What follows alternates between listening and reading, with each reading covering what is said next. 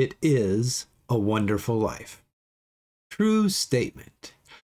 But is the movie really all that good?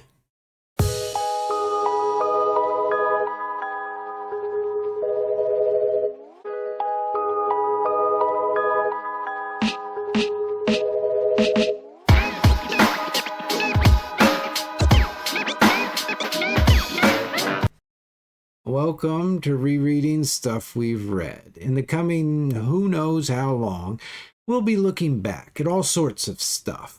Mostly stories. Stories that we know. So if you're familiar with whatever it is I'm talking about that day, you're my audience. I will do absolutely anything I can think of to keep from wasting your time, even if it means wasting my time, like learning how to use some photo editing tool just so I can superimpose Kurt Vonnegut's face onto Cat in the Hat. I'll do that kind of thing. But if you're not already familiar with whatever it is I stumble across and begin ranting about, please understand. I will expend zero effort to shield you or preserve your unfamiliarity with the work. As I see it, if I'm not going to talk about any of the spoilers, then I won't be talking about what's important. Okay, so when it comes to going back to familiar stories, what better place to start than with what has simply got to be the most rewatched movie of the 20th century? Now, with streaming services and on-demand video sites, I seriously doubt this honor has stretched very far into the current century. But back when broadcast television reigned on high, this movie was the be-all, end-all of... I've seen this one. Oh. Yeah, I remember this. I've seen this one. I don't know if this is a good movie. I mean, good for what? But if you've seen it, even if you think it's awful, if you've seen it, I bet you've seen it more than once. Oh, now, somewhere out there right now at the end of one of these YouTubes is thinking, I'll take that bet. I've seen It's a Wonderful Life one time and only one time. Okay, you person whose mind I just read. Here's a follow-up bet. At double the stakes, so you stand to win triple. You ready? If you've only seen it once, I bet it's because someone found out you'd never seen it and said, oh, you gotta watch it. And you were like, okay. And then you watched it and you were like, okay. Am I right? Is that you? Oh, okay. No, not you. Of course not. But everybody else in the world, they're probably like that, don't you think? If they don't lose the first bet, they're sure to lose the second. If I told you I had 1,000 gullibles lined up outside ready to take that sequence of bets at those odds, you'd want to join me. You'd want to make some money. But here at Rereading Stuff We've Read, that's not what we're about. Look down there at the number of subscribers. Seriously, look, no one here is making money.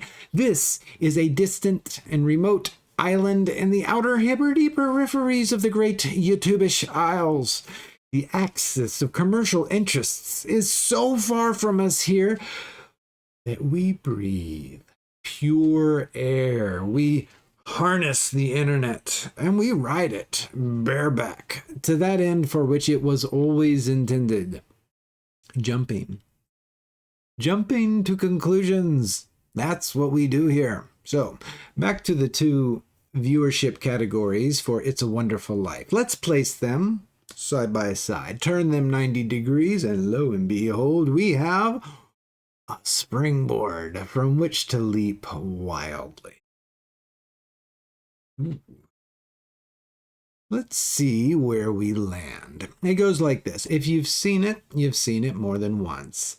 If you've only seen it once, well, you may not have actually seen it, because you don't really see the big deal, do you? And so, therefore, all those other poor souls who've just literally never ever seen it, well, they gotta watch it so that they can actually see it the next time. I'm not suggesting this is one of those mind-warping cinematic encounters in which the conclusion totally upends everything, like a Memento. The end is the middle. Oh, what? Or Usual Suspects. That is Kaiser Sose. Oh, there is no Kaiser Sose.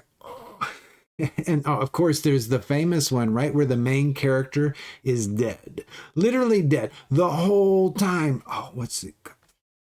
Weekend at Bernie's. Oh, so good. But no, It's a Wonderful Life's not like that. There's no surprise ending. I mean, those two flashing constellation creature angel things tell us the whole story in the first 2 minutes. We know exactly what kind of despair is coming down the pike. And yet, it's not enough to know that our protagonist ends up in despair. You also need to appreciate why. And you need to take that reason why back to the beginning, middle portions of the film before you can even begin to see the full picture of George Bailey, which is a man who appears to always make the right choices even under immense pressure, and simultaneously a man who always falls short of making any choice at all, ever. Not one time. I mean, there are no choices being made if all you ever do is take the one option that you think you simply have to take. There's a lot to sort out on that. But before I try, let me be clear about something. On this YouTube channel, anytime anyone jumps to a conclusion, it'll probably be in service to something some people call mimetic theory. Basically, the idea is, by virtue of being human, all my desires result from my interactions with someone who preceded me in trying to fulfill a desire. In film, if a character offers insight into the patterns of human mimesis, it's because the audience catches sight of an animating force behind and within the desires of that character. This force usually is just another character or a sequence of characters, one after the other. In real life, at any given time, there's never going to be just one mediator that accounts for someone's entire subjectivity. No, still, movies, like all good fiction can, by way of abstraction, cast light directly onto a truth that might get buried or somewhat obscured within the complexities of lived experience. George Bailey is fiction, free from the complexities of life. But is he good fiction? This guy is a character for whom we never ever observe even one figure mediating between him and what he wants. There are plenty of other characters in the film, but in addition to all of them being, without exception, utterly flat, yes, in addition to that, never once do we see any of these flat characters move George toward wanting a thing, moving him into desire by they themselves desiring something of the same sort. We don't see that happen ever. It's almost like it's the essence of George Bailey's character that just can't ever happen. This is just part 1 of a 4-part series. In the next video, we'll run through a few of George's relationships with other characters, and I'll point out the pattern. George Bailey never once comes anywhere close to welcoming some other as a model of desire. As a result, he never has any desires he can then embrace for himself. Part 3 is an excursus into one line from one scene in When Harry Met Sally.